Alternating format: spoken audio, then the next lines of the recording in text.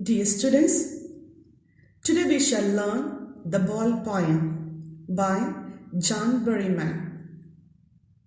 John Berryman was an American poet and scholar. In this poem, he discusses about a little boy who loses his ball, which he considers as something very precious.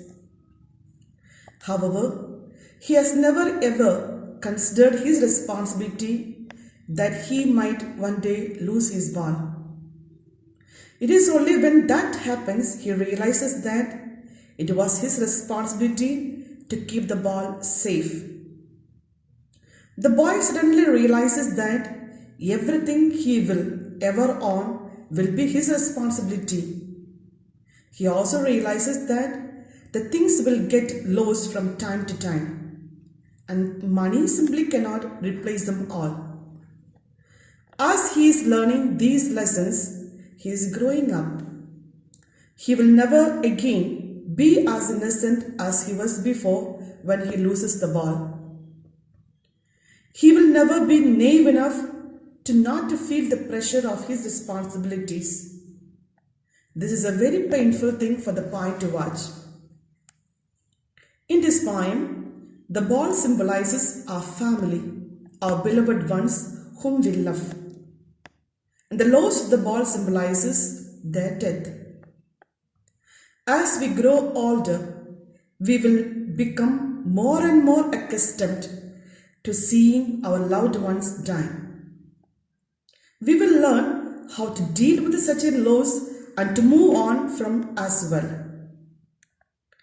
Death may give us pain or cause us to feel depressed, but sooner or later, we must overcome these feelings and start living our normal lives again. Now let us go along with the words of the poet. What is the boy now who has lost his ball? What is he to do? I saw it go merely bouncing down the street and then merely over. There it is in the water. In these lines, the poet asks us, the readers, a question. He has seen an young boy who is rolling the ball and which is moving away from him, bouncing happily on its own way, but finally falling into the water. He asks the readers what the boy should do now. No use to say, oh, there are other boys. An ultimate shaking grief fixes the boy. As he stands rigid, trembling, staring down, all his young days into the harbor where his ball went. I would not intrude on him. A dime another ball is worthless now. Now the meaning of intrude here, to enter a situation where one is not welcomed. In these lines, the poet thinks for a moment that he ought to console the boy who has lost his ball by telling him that there will be other balls just like that one which he will come across sooner or later. However, he understands that such false consolation will not make the boy feel any better. A feeling of grief, sadness has come over the boy. He stands very straight for some time and then starts shivering all over. He watches the ball go on into the deep harbor and down in the water, and he feels that his childhood has also taken away the same. At such time, the poet, feels that it would be wrong to go up to the boy and intrude on his solitude.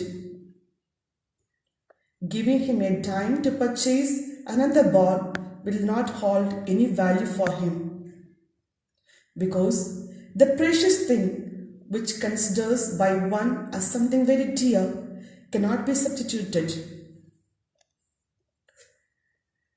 He senses first responsibility in a world of possession. People will take boss will be lost always. Little boy. And no one buys a ball back. Money is external. In these lines, the poet tells us that the little boy is undergoing a transformation. He is just now coming to the realization that the ball was his responsibility, as many things will be after this. In this world, everything you own is our responsibility, and you must keep these things safe. However, nothing you own will be yours forever. Other people will take away your ball, or it will get lost in some way or the other. No one will buy another ball for you. Money is only something you can show off, but ultimately it cannot buy you an inner peace. Here the ball is a symbol for all of one's possessions. And the poet is saying that we will certainly lose them one day, and that they cannot be easily replaced. The last stanza, he is learning, while behind his desperate eyes, the epistemology of lost, how to stand it, knowing what every man must one day know, and lost know many days how to stand up. Now the meaning of epistemology is a Greek word which means knowledge. Now epistemology is a study of the nature of knowledge itself. In these lines, the poet says that the boy's eyes have become filled with an awful sadness, but that behind all the grief, he is learning an important lesson. He is learning about the loss of things one considers precious. He is learning a lesson that every man must learn, and one that must learn that things which lost will come back again. He is learning how to accept the loss and then move on. Suddenly the boy is brought back to his senses after hearing the sound of a whistle nearby. He can no longer see the ball at all. Now, in this poem, the poet also uses the literary figures like metaphor. Okay, now metaphor, what is metaphor? Metaphor is a comparison made between two different things or ideas. In this poem, the poet uses a device of metaphor in the 8th line when he compares the boy's young days or his childhood with the lost of ball. So, here ends the poem. Thank you. God bless you.